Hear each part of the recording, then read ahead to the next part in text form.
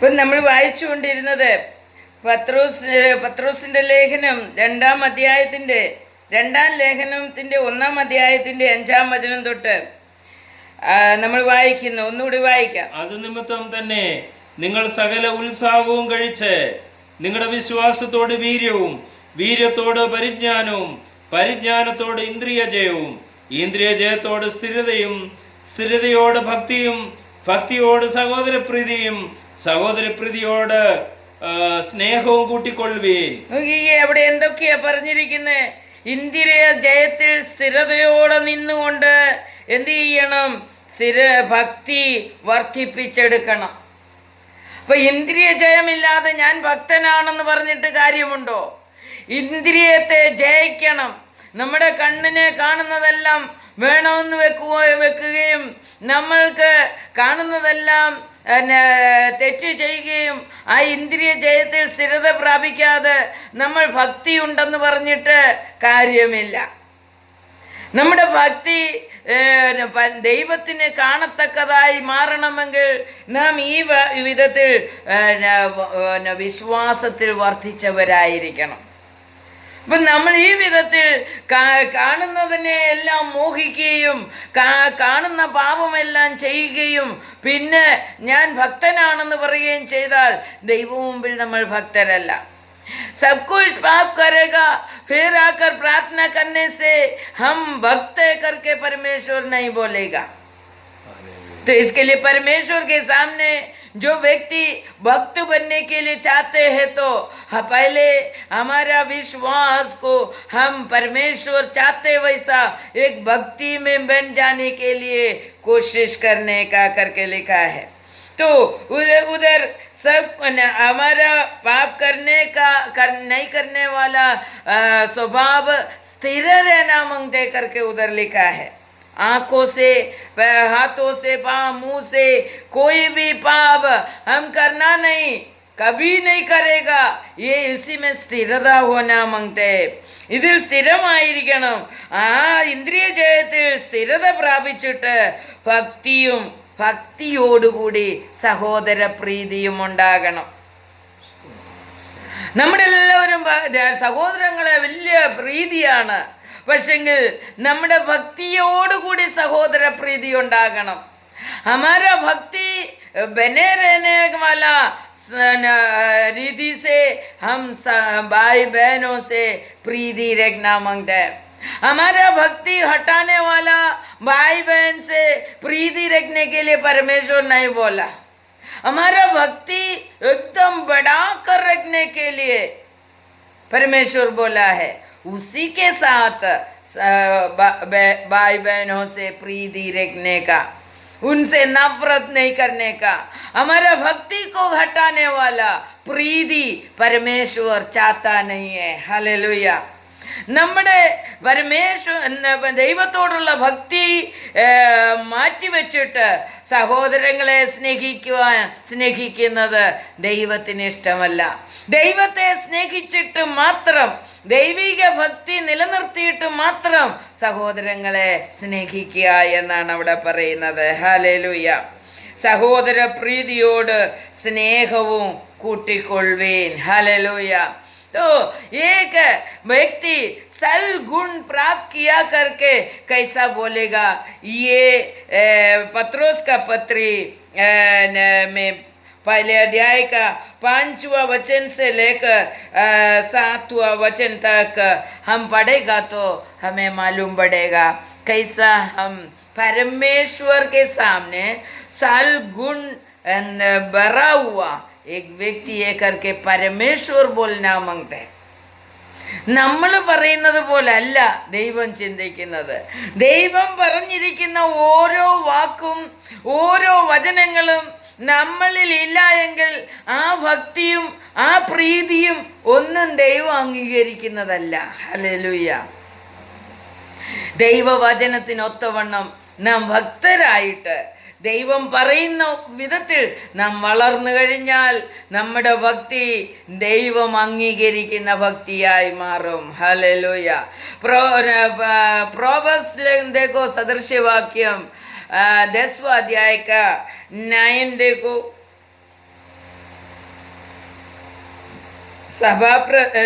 സദൃശ്യവാക്യം 10-ാം അധ്യായത്തിൻ്റെ 9-ാം വചനത്തിൽ പറയുകയാണ്, നേരായി നടക്കുന്നവർ നിർഭയമായി നടക്കുന്നു, നടപ്പിൽ വക്രതയുള്ളവനോ വെളിപ്പെട്ടു വരും. നേരായി നടക്കുന്നവൻ നിർഭയമായി നടക്കുന്നു, നടപ്പിൽ വക്രതയുള്ളവനോ വെളിപ്പെട്ടു വരും. അപ്പൊ ഇത് ഈ വക്രത എന്ന് പറഞ്ഞാൽ എന്താണ്? വക്രത എന്ന് പറഞ്ഞാൽ ഞാൻ ഭക്തനാണെന്ന് നടിക്കുന്ന അവസ്ഥയാണ് വക്രത. ഞാൻ സഹോദരങ്ങളെ സ്നേഹിക്കുന്നു എന്ന് നടിക്കുന്ന അവസ്ഥയാണ് വക്രത എന്ന് പറയുന്നത്. അത് വെളിപ്പെട്ട് വരും എന്നാണ് അവിടെ എഴുതിയിരിക്കുന്നത്. നമ്മുടെ സഹോദരപ്രീതി ദൈവം അംഗീകരിക്കുന്ന വിധത്തിലുള്ള സഹോദരപ്രീതിയാണോ, അതോ നമ്മുടെ ഭക്തി ദൈവം ആഗ്രഹിക്കുന്ന വിധത്തിൽ ഭക്തിയുണ്ടോ, ഇന്ദ്രിയ ജയത്തിൽ നമ്മൾ സ്ഥിരത പ്രാപിച്ചിട്ടുണ്ടോ, ഇതെല്ലാം കർത്താവിൻ്റെ സന്നിധിയിൽ എന്തു വരും? വെളിപ്പെട്ടു വരും. അല്ലെങ്കിൽ നമ്മുടെ ജീവിതത്തിൽ, നമ്മുടെ മുന്നോട്ടുള്ള ജീവിതത്തിൽ ഇതൊക്കെ വെളിപ്പെട്ടു വരുമെന്നാണ് കർത്താവ് പറയുന്നത്. ഇപ്പം നേരായി നടക്കുന്നവർക്ക് നിർഭയമായി നടക്കാൻ ഒക്കും.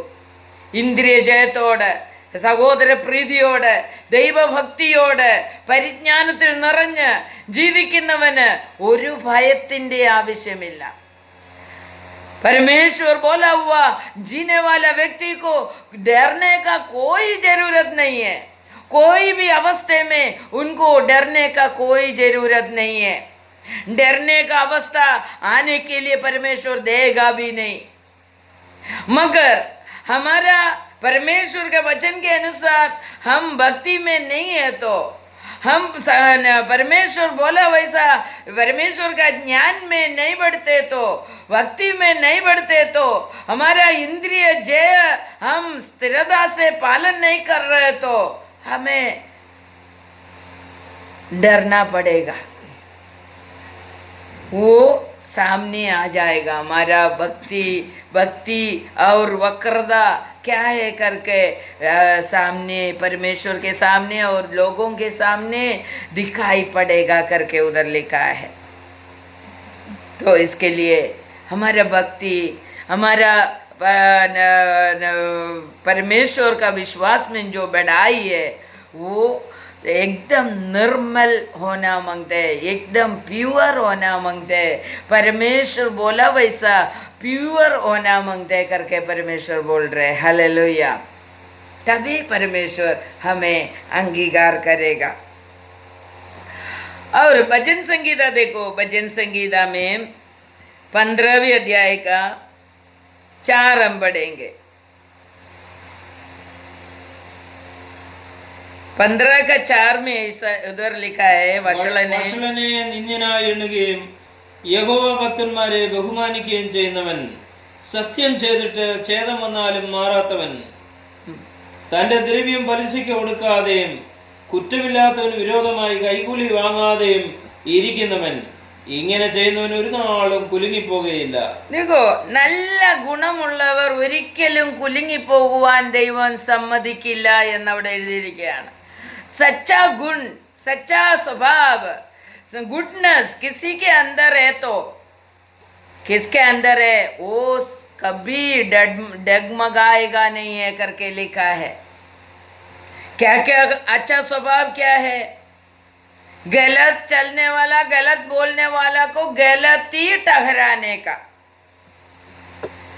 और गलत बोलने वाला को वो मेरा भाई है, वो मेरा बहन है, इसके लिए वो उसका गलती सही है करके बोलेगा तो हमें परमेश्वर हमें उनके सामने से हटाएगा. मेरा मम्मी भी गलत बोल रहे तो गलत है करके बोलने के लिए हम भक्तों को वो अच्छा स्वभाव होना मांगते हैं. मेरे मम्मी हो, मेरे डैडी हो, कोई भी हो, मेरे बच्चे लोग हो, मैं हो, मेरा पति हो, कोई भी हो, गलत करेगा तो गलत है करके बोलना मांगता है. उधर क्या लिखा है? वषलने निन्यनाई एണ്ണണം. हालेलुया. गलत करने वाला को गलत किया करके हमने बोलना मांगता है, वो गलत ही है. फिर उधर लिखा है यहोवा भक्ति में जीने वाला को मान देने वाला बनना मांगते हैं। परमेश्वर का भक्ति में कौन जीते हैं उसको मान देना मांगते हैं, वो सलगुण है। फिर बाद में उधर लिखा है സത്യം ചെയ്തിട്ട് ഛേദം വന്നാലും മാറാത്തവൻ। कसम खाकर हम बोलते हैं मैं कसम से देगा, मगर 10-15 दिन के बाद बोलेगा नहीं दे सकते हैं। कसम खाएगा तो मरना पड़ता तो भी कसम पूरा करने के लिए परमेश्वर लिखा है उधर। सत्यम ചെയ്തിട്ട് ഛേദം വന്നാല് बहुत बड़ा नष्ट आएगा तो भी उसको पूरा करना मांगते करके परमेश्वर बोल रहे। സത്യം ചെയ്തിട്ട് ഛേദം വന്നാലും അതിൽ ആ സത്യത്തിൽ നിന്ന് മാറാൻ പാടില്ല എന്ന് ദൈവവചനം നമ്മെ പഠിപ്പിക്കുകയാണ്। फिर क्या लिखा है द्रव्യം പലിശയ്ക്ക് കൊടുക്കാതെയും इंटरेस्ट में ब्याज लेकर हमारा पैसा दूसरा गरीब को देकर उसको सताने के लिए हम देखना नहीं, वो अच्छा स्वभाव नहीं है। കുറ്റമില്ലാത്തവന് വിരോധമായി കൂലി വാങ്ങാതെ ഇരിക്കൽ। कुछ भी गलती नहीं किया उस व्यक्ति को गिराने के लिए तुम मुझे इतना रुपया दे दो, वो व्यक्ति को हम गलत ठहराएंगे। ऐसा बोलेगा तो हमारे अंदर किधर सलगुण है। तो ये परमेश्वर बोल रहे ऐसा सच्चाई में जीने वाला कभी डगमगाएगा नहीं है करके लिखा है। കുലുങ്ങിപ്പോകയില്ല എന്ന് എഴുതിയിരിക്കുന്നു। നമ്മുടെ ജീവിതത്തിൽ കുലുക്കം വരുന്നത് हमारा जीवन में हिल जाता है, क्यों? हमारे अंदर सल गुण, अच्छा गुण, गुडनेस हमारे अंदर नहीं है। इसके वजह से हमें हिलना पड़ता है, डरना पड़ता है, गिरना पड़ता है। ऐसा हो जाता है। നമ്മൾ വീഴുകയും നമ്മളിൽ ഭയം വരികയും ഒക്കെ ചെയ്യുന്നത് എന്തുകൊണ്ടാണ്? ഇന്ദ്രിയ ജയം പ്രാപിച്ചിട്ടില്ല, നമ്മൾ ദൈവം പറയുന്നത് പോലെ യാതൊന്നും ചെയ്യാത്തത് കൊണ്ടാണ് നമുക്ക് ഭയം നമ്മുടെ ജീവിതത്തിൽ വരുന്നത് എന്ന് ദൈവവചനം നമ്മെ പഠിപ്പിക്കുന്നു. വീണ്ടും നോക്കിയാൽ നമുക്ക് ഒരു വചനം കൂടെ സദൃശ്യവാക്യത്തിൽ നിന്ന് ചിന്തിക്കാം। 31 का 10 और 11 में देखो, സാമർത്ഥ്യമുള്ള ഭാര്യയെ ആർക്ക് കിട്ടും? അവളുടെ വില മുത്തുകളിലും ഏറും. ഭർത്താവിൻ്റെ ഹൃദയം അവളെ വിശ്വസിക്കുന്നു, അവൻ്റെ ലാഭത്തിന് ഒരു കുറവുമില്ല. ഇവിടെ എന്താ എഴുതിയിരിക്കുന്നത്?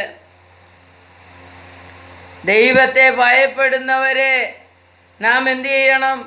ഓണർ ചെയ്യണം. അവിടെ പറഞ്ഞേക്കുന്ന സാമർഥ്യം എന്ന് പറഞ്ഞിരിക്കുന്നത് എന്താണെന്നറിയാമോ?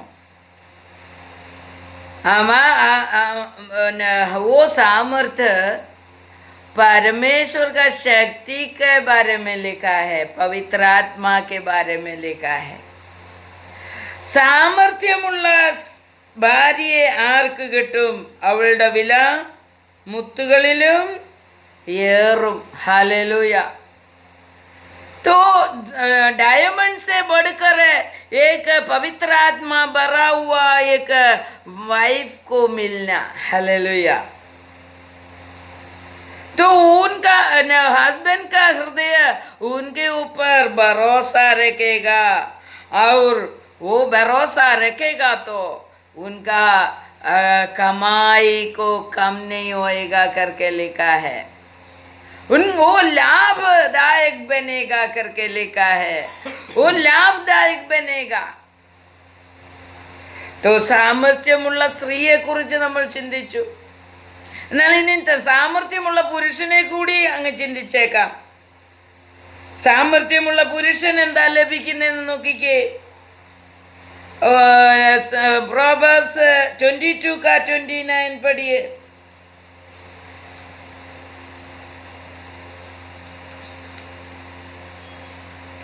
22 का 29 में പ്രവൃത്തിയിൽ സാമർഥ്യമുള്ള പുരുഷനെ നീ കാണുന്നുവോ?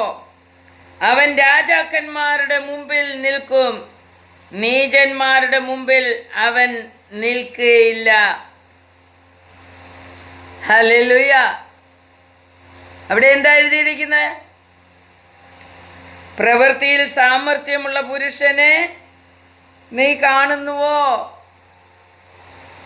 हमारा प्रवृत्ति में, हमारा स्वभाव में सामर्थ्य आना मांगते हैं. सामर्थ्य आएगा तो क्या होएगा? पुरुष में सामर्थ्य आएगा तो राजाओं का सामने खड़ा करेगा परमेश्वर. और नीचन्माരുടെ മുമ്പിൽ അവൻ നിൽക്കുകയില്ല. गलत लोगों के सामने वो खड़ा नहीं रहेगा. നമ്മുടെ सामर्थ्य क्या है? हमारा सामर्थ्य क्या है? झगड़ा करने के लिए सामर्थ्य है तो पवित्र आत्मा का सामर्थ्य नहीं है. बुरा करने के लिए सामर्थ्य है तो हमारा सामर्थ्य पवित्र आत्मा का सामर्थ्य नहीं है. वो सामर्थ्य जो परमेश्वर से मिलने वाला, पवित्र आत्मा से मिलने वाला सामर्थ्य हमारे अंदर है तो हम प्रवृत्ति में बड़ा बनेगा. प्रवृत्ति में बड़ा बनेगा, अच्छा प्रवृत्ति करेगा, अच्छा गुण वाला बनेगा, अच्छा स्वभाव वाला बनेगा और हमको अच्छा स्थान भी मिलेगा. हालेलुया. वो राजाओं के सामने परमेश्वर उसको खड़ा करेगा, नीच लोगों के सामने खड़ा नहीं करेगा. इसके लिए हमारा अंदर का सामर्थ्य क्या है? पवित्र आत्मा का सामर्थ्य है क्या? इधर देखो, वो 31 का स्त्री के बारे में लिखा हुआ वो चीज में 31 हम लास्ट सेंटेंस तक पढ़ेगा तो उधर बहुत कुछ सामर्थ्य से जीने वाला एक स्त्री क्या क्या करेगा करके भी उधर लिखा है पूरा. യഹോവഭക്തിയുള്ള സ്ത്രീയോ പ്രശംസിക്കപ്പെടും. അവളുടെ കൈകളുടെ ഫലം അവൾക്ക് കൊടുപ്പീൻ. അവളുടെ സ്വന്തം പ്രവൃത്തികൾ പട്ടണവാതിക്കൽ അവളെ പ്രശംസിക്കട്ടെ. तो उसके 20 में बड़ा है, 20 में അവൾ തൻ്റെ കൈ എളിയവർക്ക് തുറക്കുന്നു, ദരിദ്രന്മാരുടെ അടുക്കിലേക്ക് കൈനീട്ടുന്നു. തൻ്റെ വീട്ടുകാരെ ചൊല്ലി അവൾ ഹിമത്തെ പേടിക്കുന്നില്ല. അവളുടെ വീട്ടിലുള്ളവർക്കൊക്കെയും പുതപ്പു കമ്പിളിയുണ്ടല്ലോ. അവൾ തനിക്ക് പരവതാനി ഉണ്ടാക്കുന്നു. ശണപടവും ധൂമ്രവസ്ത്രവും അവളുടെ ഉടുപ്പ്. ദേശത്തിലെ മൂപ്പന്മാരോട് കൂടെ ഇരിക്കുമ്പോൾ അവളുടെ ഭർത്താവ് പട്ടണവാതിക്കൽ പ്രസിദ്ധനാകുന്നു. അവൾ ശണവസ്ത്രം ഉണ്ടാക്കി വിൽക്കുന്നു, അരക്കച്ച ഉണ്ടാക്കി കച്ചവടക്കാരനെ ഏൽപ്പിക്കുന്നു. താഴോട്ട് നോക്കിയ ബലവും മഹിമയും അവളുടെ ഉടുപ്പ്. ഭാവികാലമോർത്ത് അവൾ പുഞ്ചിരിക്കുന്നു. ഹല്ലേലൂയ. उनका भावी कभी दुखी नहीं बनेगा करके उधर लिखा है. यदि हम पवित्र आत्मा का बल से हम जीने वाला एक स्त्री है तो, एक पुरुष है तो उनका भावी कभी रोना नहीं पड़ेगा, वो हंसते रहेगा करके उधर लिखा है. फिर उसका 26वां वचन में देखो, അവൾ ജ്ഞാനത്തോടെ വായി തുറക്കുന്നു, ദയയുള്ള ഉപദേശം അവളുടെ നാവിന്മേലുണ്ട്. വീട്ടുകാരുടെ പെരുമാറ്റം അവൾ സൂക്ഷിച്ചു നോക്കുന്നു, വെറുതെ ഇരുന്ന് അകോവൃത്തി കഴിക്കുന്നതുമില്ല. वो सबको ध्यान से जांचने वाला व्यक्ति बन जाएगा. किसके अंदर गलती है, किसके अंदर गलत है, वो पहचानने में पवित्र आत्मा से भरा हुआ व्यक्ति को साध्य होएगा करके लिखा है. പരിശുദ്ധാത്മാവിനാൽ നിറവുള്ള ഒരു വ്യക്തി, स्त्री हो पुरुष हो, वो घर को देखेगा, घर का चीज को देखेगा, घर वाले को सूक्ष्मता से देखेगा, घर का चीज को सूक्ष्मता से देखेगा. ये सब हमारा सल गुण के अंदर आ जाता है. हालेलुया. अच्छा स्वभाव के अंदर आ जाता है. हमारे अंदर परमेश्वर का भक्ति है, विश्वास है, मगर उसी विश्वास में स्थिर रहने वाला को कैसा स्वभाव में गुण आ जाता है, स्वभाव में कैसा अच्छापन आ जाता है, कैसा अच्छा प्रवृत्ति आ जाता है करके उस पूरा अध्याय में लिखा है। 28 देखो, അവളുടെ മക്കൾ എഴുന്നേറ്റ് അവളെ ഭാഗ്യവതി എന്ന് പുകഴ്ത്തുന്നു, അവളുടെ ഭർത്താവും അവളെ പ്രശംസിക്കുന്നു. പിന്നെ താഴോട്ട് നോക്കിയേ, അനേകം തരുണിമണികൾ സാമർഥ്യം കാണിച്ചിട്ടുണ്ട്, നീയോ അവരെല്ലാവരിലും ശ്രേഷ്ഠയായിരിക്കുന്നു. 30 വായിച്ച്, ലാവണ്യവും വ്യാജവും സൗന്ദര്യം വ്യർത്ഥവുമാകുന്നു. യഹോവ ഭക്തിയുള്ള സ്ത്രീയോ പ്രശംസിക്കപ്പെടും, അവളുടെ കൈകളുടെ ഫലം അവൾക്ക് കൊടുപ്പേൻ, അവളുടെ സ്വന്തം പ്രവൃത്തികൾ പട്ടണവാതിക്കൽ അവളെ പ്രശംസിക്കട്ടെ. क्योंकि परमेश्वर का भक्ति में जीने वाला व्यक्ति को कैसा प्रशंसा मिल जाता है, कैसा प्रशंसा मिलता है, हमारा सच्चा स्वभाव के अंदर से प्रशंसा मिलता है. हम पवित्र शक्ति से बढ़कर जीने वाला व्यक्ति बनना मांगते करके इसमें से हमें मालूम पड़ता है.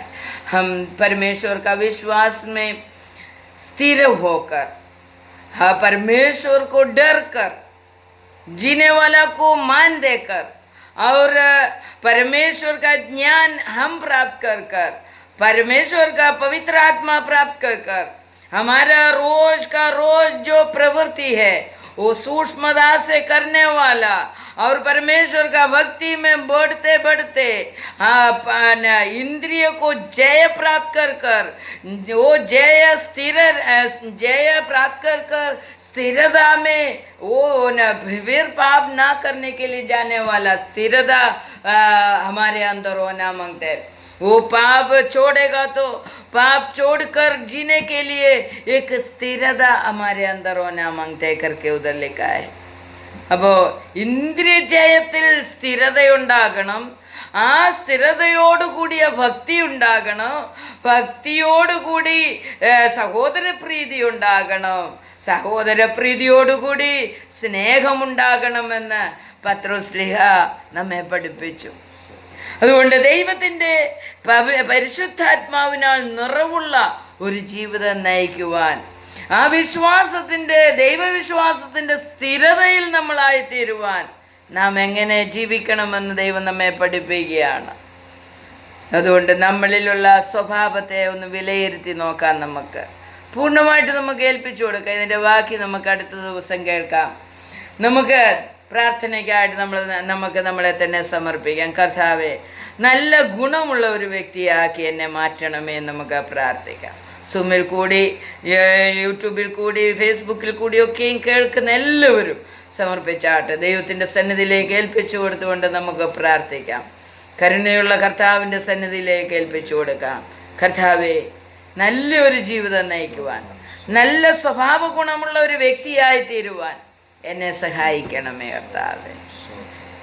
ഞാൻ പരിശുദ്ധാത്മ നിറവുള്ള ഒരു സ്ത്രീയായി മാറുവാൻ, പുരുഷനായി മാറുവാൻ എന്നെ സഹായിക്കണമേ കർത്താവേ.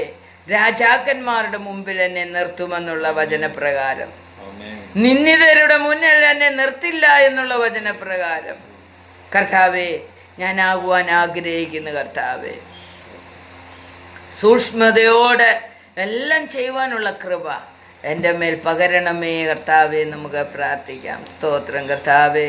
കരുണയുള്ള കർത്താവേ, എല്ലാവരെയും എൻ്റെ കർത്താവിൻ്റെ വചനപ്രകാരം മുന്നോട്ട് പോകുവാൻ, നല്ല സൂക്ഷ്മതയോടെ ജീവിച്ച്, പരിശുദ്ധാത്മ നിറവോട് ജീവിച്ച് അനുഗ്രഹിക്കപ്പെട്ട ഒരു ജീവിതം നയിക്കുവാൻ എല്ലാവരെയും സഹായിക്കണം.